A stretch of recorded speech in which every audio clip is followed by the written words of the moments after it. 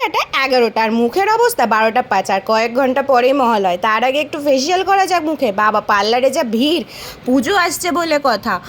তাই জন্য মামা হাতের ফেসিয়ালটাই ব্যবহার করে নিলাম। অবশ্য ঘরেই ছিল। মুখটাকে ভালো করে ক্লিনজিং করে মুখের মধ্যে ফেস স্কার্ফটা দিয়ে দিলাম।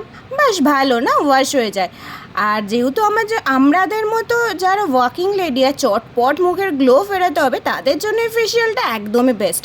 না না, আমি কোনো অ্যাড করছি না, বাট মামা হাতের ফেসিয়ালটা বেশ ভালো। তারপরে তো স্মুথনিং জেল দিয়ে মুখটাকে ভালো করে ম্যাসাজ করে ম্যাসাজ ক্রিম দিয়ে আরও ডলে নিলাম।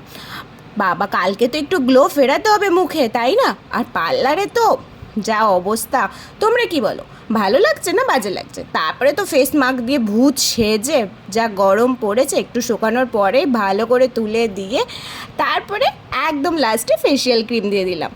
আর বলো তো, গ্ল্যামার ফিরে এলো কি ফিরে আসেনি? আর ভিডিওটা ভালো লাগলে একটা লাইক করে দিও।